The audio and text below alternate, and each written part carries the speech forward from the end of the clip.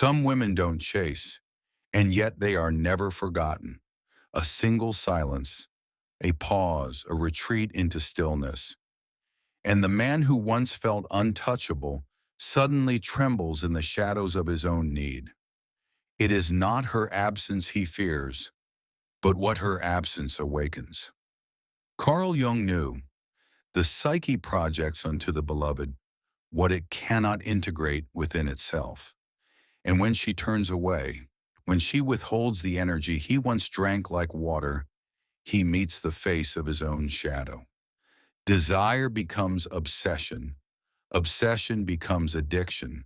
And addiction, stronger than desire, is born not from her touch, but from her silence.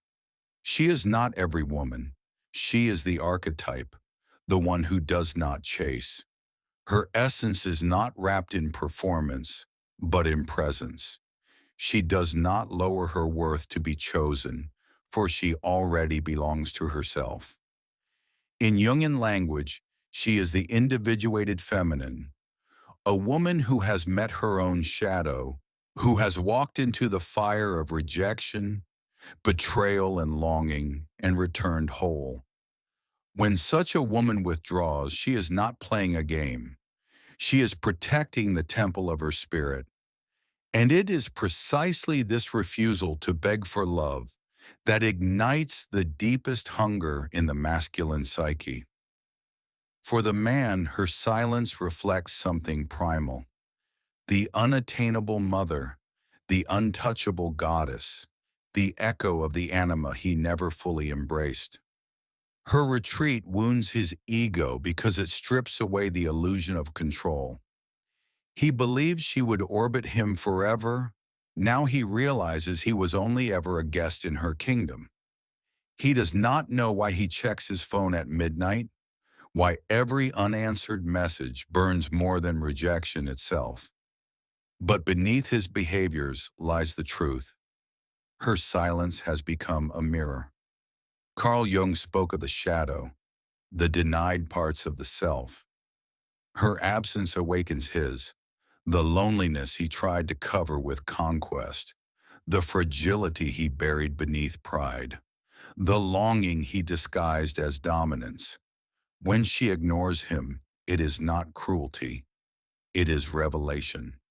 He is forced to face the reality that his attraction was never about her alone, but about what she carried for him. His anima, the feminine within, the lost voice of tenderness he has banished. Now, as she steps back, he feels abandoned, not because she betrayed him, but because she refuses to hold his brokenness for him anymore. Addiction grows where mystery thrives. Desire burns brightest where it is denied. In the stillness of her withdrawal, she becomes a paradox, present in his mind, absent in his world. Every memory becomes fuel. Every silence becomes a question. Why is she not chasing?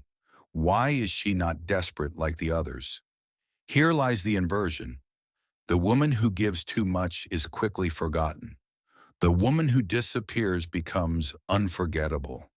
Her silence does not weaken her position. It expands it. The Stoics knew this paradox. The less one depends on the approval of others, the more power one gains over them. Detachment becomes magnetism. Self-possession becomes seduction. And so while he clings, she simply breathes, untouched, sovereign, radiant in the stillness that frightens him more than anger ever could. But let us not romanticize a hunger. His addiction is not only desire, it is trauma.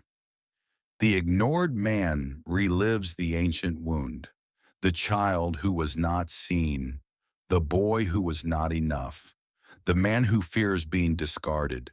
Her silence becomes a stage where his oldest fears play out again and again. Yet for her, this is not cruelty. It is boundary. She is not responsible for healing the fractures in his soul. She will not mother his wounds or bandage his ego, for the individuated feminine does not confuse compassion with self-sacrifice. She understands the gravity of his addiction, but she refuses to collapse her worth to soothe it. Here Jung and the Stoics converge. One must face the shadow alone. No woman can carry the weight of a man's unconscious if he refuses to hold it himself. The addiction deepens until it breaks. Either he collapses into bitterness, or he awakens to his shadow. Either he curses her detachment, or he learns from it. For the true gift of her silence is not punishment, it is revelation. She shows him the places where she has not grown, the fractures he must mend, the anima he must embrace within himself. And for her, the woman who walks away, individuation is her crown. She is no longer entangled in the dance of chasing, bigging, or proving. Her worth is not negotiated in the marketplace of desire. Her love is no longer currency, but choice. So let it be remembered, the addiction he feels is not to her body, not to her voice, but to the silence that stripped him bare. The woman who walks away in silence is not weak. She is the one who sees more. And that vision is the power he will never escape. Don't forget to like this video and subscribe for more deep psychological insights.